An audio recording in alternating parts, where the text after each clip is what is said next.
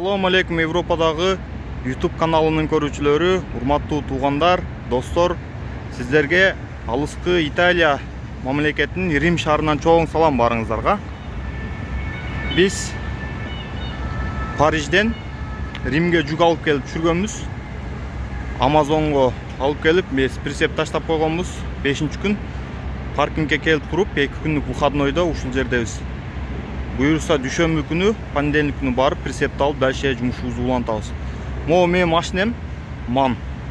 Туугандар, могу автовозго сиздердин көңүлүңүздөр бурам туугандар. Ушуга көңүл буруп, ушуну көрүшүңүздөрдү суранам. Себеби азыркы биздин тема, бүгүнкү боло турган тема ушул автовоз боюнча болмокчу.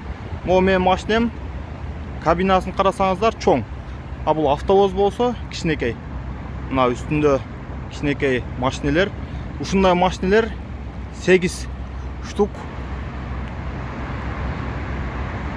жүктөп ташыйттар туугандар. Ушуга жакшылап көңүл буруңуздар. Мен калганы жарыкта күндүзү улантып толук маалымат берем туугандар.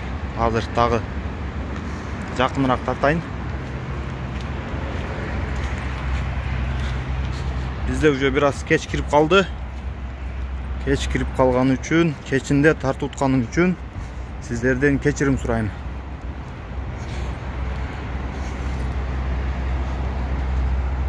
Мынакей. Ушинтип үстүнө 4 машина, астына дагы 4 машина жүктөп, ушинтип иштейттер. Ар бир мамлекеттен бир мамлекетке алып барып иштейттер. А меники прицеп жок, себеби мен Амазондун складына прицеп таштап койгом. Паркингке алар айткан, понедельник күнү алып кетесиң деп. Анан мен атайын Римге келип, стажер келген мага, досум. Экөөбүз Римди айланып берсейра. Ушул жерде паузадабыз. Мынакей. Биздин көпчүлүк мекендештер иштеп аткан автовоз. Буюрса азыр ушул жумуш боюнча сиздерге маалымат берем. Билгендеримди баарын айтып берем. Узундугуна дагы бир сыйра көңүл буруңуздар.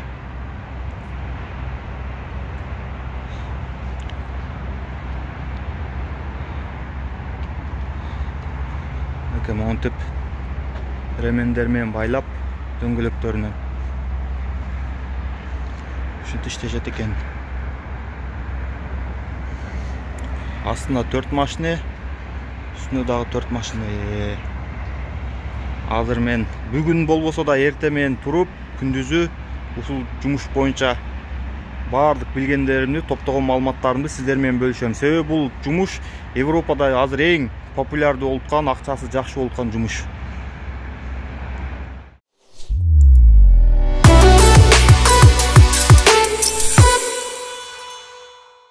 Assalamu алейкум туугандар. Римден, Италиядан чоң салам. Колизей. Гладиаторлар урушкан.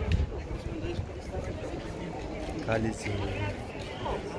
Достор, автовозду көрүп байкаган болсоңуздар, ошол жөндө бир аз сүйлөшөлү. Жанагы көргөн автовозуңуздар эң азыр Европадагы популярный, мурда келип иштеген кыргыз туугандарыбыз именно ошол автовозго өтүп, ошол жакта иштеп атат. Анын себеби ал автовоздун зарплатасы жакшы. Например, шторкада, холодильникте иштеп аткан туугандарыбыз зарплатасы эң азы 1700 евродон эң көбү 2700 еврого чейин алып аткан болсо, автовоздо иштеп аткандар 3000, 3500, даже 3800 еврого чейин иштеп аткандар бар экен. Мен бул атайын бир кыргыз тууганды паркингден жолуктуруп алып, андан интервью алып, ошол автовоз боюнча баарын айтып, сонун видео даярдадым эле. Анан өзү отказ кылып уялды окшойт. Билбейм, биздин көп кыргыз туугандарыбыз ошо видеого чыгып, видеодон интервью берип, айтып бергенден бир аз уялат экен, сүрдөнөт экен. Ошон үчүн көп жерден интервью алыш мен үчүн кыйын болуп атат да. Көпчүлүк туугандарыбыз ыраазы болбой атат. Ошон үчүн баардык маалыматтарды өзүм топтоп туруп сиздерге беришке аракет кылып атам туугандар. Ошондой автовоздун минус жагы биздин кабина, жана көргөнүңүздөрдөй чоң болуп, мисалы үчүн ичинде кирип, беймарал басып, отуруп, туруп, жатып, калагандай жүрө бересиң. Бирок ал автовоздун кабинасы бир аз кичинерээк. Кичине болгон үчүн бир аз неудобный. Ошон үчүн көпчүлүгү ошодон коркобу билбейм, ошон үчүн көпчүлүгү өтпөйт. Бирок көп биздин азыр кыргыз туугандарыбыз иштеп атат. Например, ошол биздин тууганыбыз айтып бергендей, бир фирмада азыр өздөрүнүн группасы бар экен, өздөрүнүн группасында кыргыздардын 90дой кыргыз бар дейт, биздин группабызда 90дой кыргыз бар дейт. Жумушубуз жакшы дейт. Анан ошол айына эң жакшы алып, жакшы иштегендер бонустары менен 3800-3900 еврогочо алып ататтар дейт. Алар ошондой күнүнө биздин шторкада иштеп аткандар орточосу 75-80 евродон алса, алардыкы орточосу 130-135ден алат экен. Минималка 120дан баштап 145 еврогочо күнүгө. Ошондо бул жакта суббота, воскресенье выходной боло турган болсо, ал күндөр да төлөнөт да. Анан 2 ай, 3 ай иштеп туруп Кыргызстанга кетсе болот туугандар. Анан мен именно ошол тууганыбыз иштеп аткан фирманын номерини описаниясына калтырып коем. Эгерде Кыргызстандан автобус иштеп, машина ташып, мисалы үчүн ошол тууганыбыз Грузиядан Кыргызстанга машина ташып иштеген экен, промой Кыргызстандан келип иштеп, ишке кирип, азыр жакшы дейт, иштеп атамын дейт. Эгерде ошондойлор боло турган болсо келгиле, же болбосо бул жакта иштеп жүргөндөр болсо барып иштеп көбүрөөк зарплата алсаңар болот. Анан эгерде келе элек болуп башка фирмаларга аракет кылып аткандар болсо, келип иштеп 3-4 ай, 5-6 ай иштегенден кийин барып ошол фирмага өтүп кетсе болот да.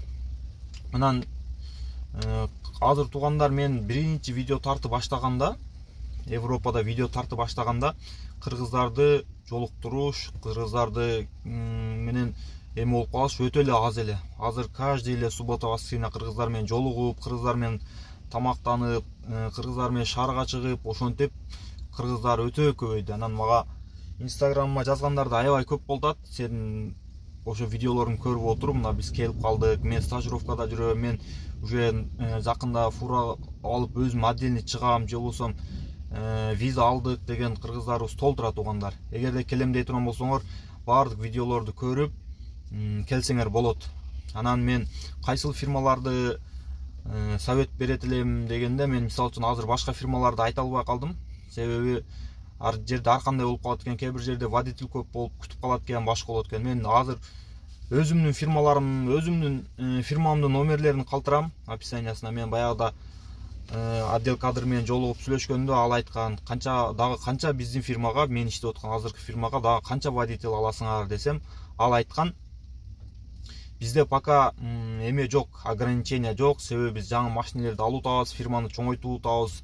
Ошон үчүн канча адам келет турган болсо ала беребиз. Просто бизге баягы посольстводон квота эле берилип, ошо виза эле алса болду деп мага ошондой деген да. Ошон үчүн мен сиздерге описаниясына номерлерди калтырам. Өзүңүздөр через WhatsApp, Viber аркылуу сүйлөшүп эме кылсаңыздар болот.